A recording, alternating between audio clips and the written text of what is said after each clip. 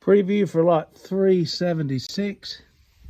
Again, this is everything inside the yellow caution tape.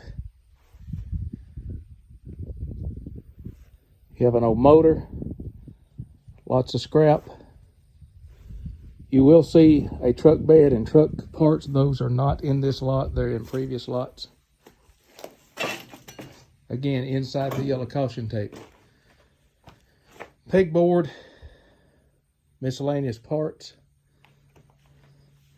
transfer box. These rollers are included on this pallet.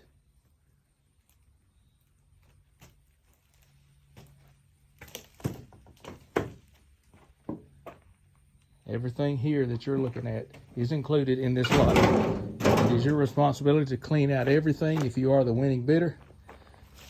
You have some steel sawhorses right here as well. And this tank. This is not metal. This is a rubber or plastic tank. That is not metal.